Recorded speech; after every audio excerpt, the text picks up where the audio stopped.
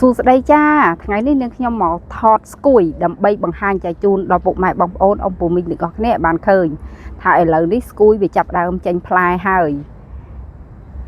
តែផ្លែវានៅខ្ចីនៅឡើយទេពុកម៉ែបងប្អូនប្រហែលជាកន្លះខែឬក៏មួយខែទៀតទៅចាប់ដើមទុំមានពណ៌សកាលពីនាងខ្ញុំផុសអំពីវីដេអូស្គួយកាលពីលើកមុនគឺមានបងប្រុសម្នាក់គាត់តែងតែខមមិនសុំក្របស្គួយរបស់នាងខ្ញុំដើម្បីយកទៅធ្វើពូជការនោះគឺនាងខ្ញុំអត់មានទេហើយគាត់សុំគឺអត់មានក្របស្គួយឲ្យបងប្រុសទេដោយសារតែក្របស្គួយគឺនាងខ្ញុំបានសុំពីកន្លែងផ្សេងយកមកដាំដែរហើយវាទៅតែបានដុះឥឡូវចេញផ្លែហើយផ្លែវាក៏នៅខ្ចីទេប្រហែលជាកន្លះខែឬក៏មួយខែទៀតទៅចាប់ដើមទុំដល់ពេលនោះនាងខ្ញុំនឹងផុសម្ដងទៀត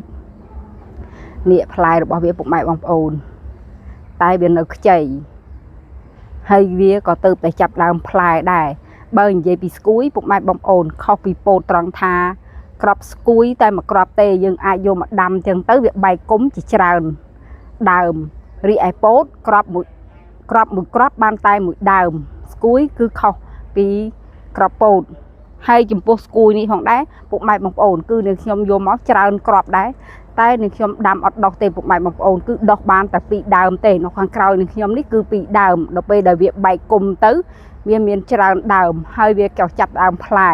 នេះផ្លែរបស់វានិយាយទៅស្គួយនេះគឺនាងខ្ញុំដាំដើម្បីបំបែកពូជឲ្យបានច្រើននាងខ្ញុំចង់សាកធ្វើជាអំបុកស្គួយដូចជាវចនានុក្រមរបស់សម្ដេចសង្ឃជួនណាតគាត់ថាស្គួយគឺជារុក្ខជាតិមួយប្រភេទដែលមានដើមតូច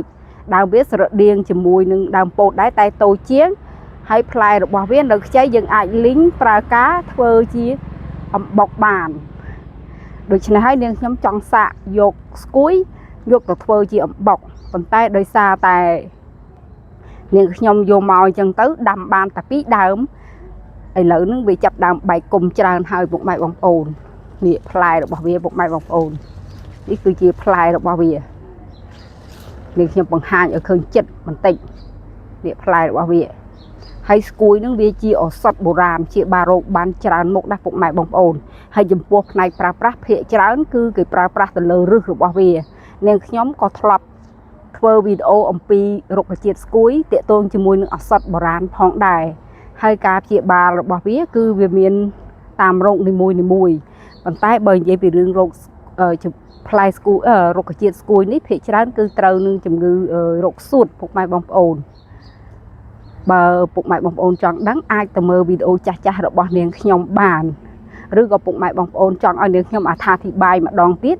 អាចខមមិននៅខាងក្រោមវីដេអូនេះមកនាងខ្ញុំនឹងធ្វើការអត្ថាធិប្បាយចែកជូនដល់ពុកម៉ែបងប្អូនឲ្យបានដឹងម្ដងទៀតហើយចំពោះវីដេអូនេះគឺមានតែប៉ុណ្ណេះទេចាំជួបនាងខ្ញុំនៅវីដេអូក្រោយៗទៀតអរគុណនិងសូមជម្រាបលា